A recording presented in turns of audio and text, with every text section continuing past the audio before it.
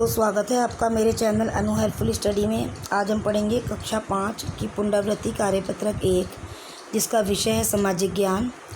ये आपका 25 अंक का पेपर आएगा, तो जिसे आपको सॉल्व करना है। ठीक है, ये ऑप्शंस में होगा, जो आपको ऐसे चार विकल्प आपको दिए जाएंगे, जिसमें से आपको एक सही वाला आपको बताना है। ठीक है बच्चों, तो यहाँ पर आप अपना नाम लिख लेंगे। जैसे आपका नाम शालू है तो आप शालू लिखेंगे, आपका नाम नेहा है तो नेहा लिखेंगे। ठीक है, आपका नाम दीपेश है तो आप दीपेश लिखेंगे। ठीक, तो इस तरह आपको यहाँ पे अपना नाम लिखना है, यहाँ अपना सेक्शन लिखना है। ठीक है, और यहाँ ऊपर विद्यालय का नाम आएगा आपका। तो वीडियो शुरू करने से पहले चैनल को सब्सक्राइब कर दीजिए और बेल आइकन को भी प्रेस कर लीजिए, जिससे कि आपको मेरी आने वाली वीडियो की नोटिफिकेशन मिलती रहे। शुरू करते हैं आज की वीडियो। तो ये कुछ 5 प्रश्न हैं जो 5 अंक के हैं। तो निम्नलिखित प्रश्नों के 4 विकल्पों में से एक सही विकल्प चुनकर लिखिए। किस महाद्वीप को ठंडा स्थल भी कहते हैं?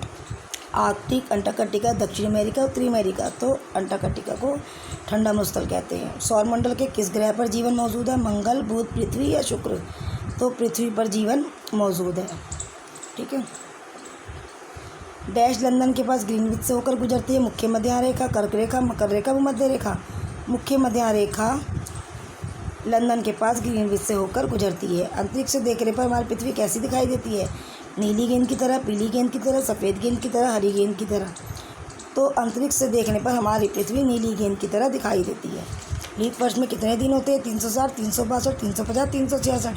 तो लीप वर्ष में 366 दिन होते हैं। अब ये कुछ सही गलत हैं, हमें वाक्य पढ़ने हैं और सही का निशान लगाना है, और गलत के आगे गलत का निशान लगाना है। ये भी आपके 5 अंक के आएंगे। तो जो वाक्य आपको सही दिखते हैं वो सही कीजिए, और जो गलत लगते हैं वो गलत कीजिए। पृथ्वी अपनी धुरी पर घूमती है, जिससे दिन और रात बनते हैं। सही। भूमध्य रेखा 22.5 डिग्री उत्तर पर स्थित है। गलत। अक्षांश तथा देशांतर रेखाएं काल्पनिक रेखाएं हैं। सही। गंगा नदी दिल्ली में बहती है। गलत।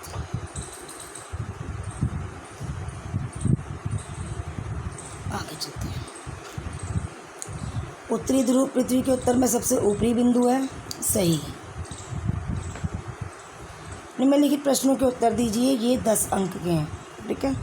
ग्रिड किसे कहते हैं? ग्लोब पर अक्षांश और देशांतर रेखाओं के जाल को ग्रिड कहते हैं।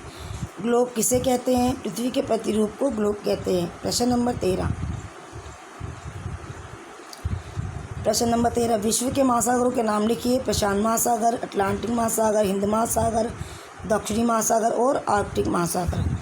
महासागर किसे कहते हैं? पृथ्वी पर सबसे बड़े जल भंडार को महासागर कहते हैं।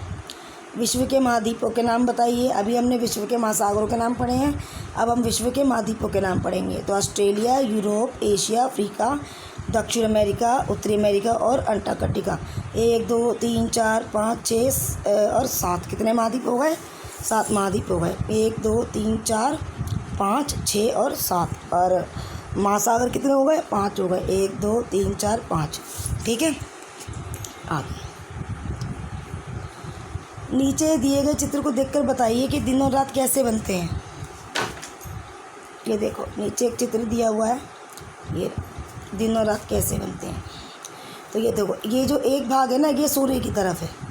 जो भाग सूर्य की तरफ होगा उससे हमारा दिन बनेगा, और जो भाग सूर्य की तरफ नहीं है तो वहाँ पे रात हो जाएगी। देखो यहाँ पे काला काला है ना, यहाँ पे सूर्य की रोशनी नहीं आ रही है तो ये रात हो गया।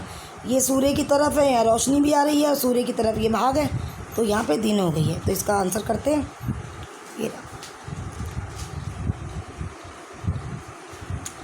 तो उत्तर 16, पृथ्वी अपनी धुरी पर घूमती है, जिससे दिन और रात बनते हैं। पृथ्वी का वह भाग जो सूर्य की ओर होता है, उस भाग पर दिन होता है, जबकि दूसरे भाग में रात होती है, क्योंकि वहाँ सूर्य की किरणें नहीं पड़ती। ये देखो, मैंने अभी आपको समझाया है ना, ये पृथ्वी क्या है, ये घूम रही है अपनी धुरी पर। ठीक है। घूमते घूमते इसका जो भाग सूर्य की किरणों की तरफ आ जाता है वहाँ दिन हो जाता है, और जो सूर्य की किरणें जिस भाग पर नहीं पड़ती है वहाँ पे रात हो जाता है, रात हो जाती है। ठीक है। आगे चलते हैं। अब वर्णनात्मक प्रश्न, ये है 3 अंक के। ग्लोब तथा मानचित्र में कोई एक अंतर बताइए। पृथ्वी का एक नमूना होता है, जबकि मानचित्र सपाट पृष्ठ पर संपूर्ण पृथ्वी या उसके किसी भाग का चित्र होता है। ठीक है। तो ग्लोब क्या है? पृथ्वी का एक नमूना होता है, क्योंकि पृथ्वी का यहाँ पे जो नमूना है वो ग्लोब ही तो है ना, ठीक है। तो यहाँ पे ये ग्लोब दिया नहीं गया, आप लिख लेना। ग्लोब पृथ्वी का एक नमूना होता है। आपने देखा होगा स्कूलों में टेबल पे ऐसे ग्लोब रखा होता है, उसके नमूने रखे होते हैं पृथ्वी के, उसे हम ग्लोब कहते हैं, ठीक है।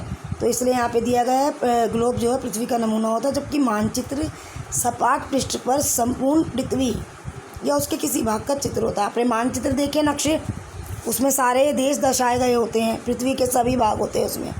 तो एक सपाट पृष्ठ पर संपूर्ण पृथ्वी या उसके किसी भाग का एक चित्र होता है, ठीक है। ये फ़र्क है ग्लोब और मानचित्र में। भूमध्य रेखा के पास के स्थान गर्म होते हैं, क्यों?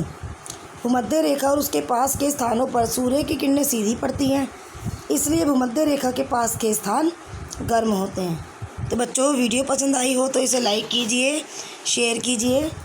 थैंक यू बच्चों, मिलते हैं नेक्स्ट वीडियो के साथ।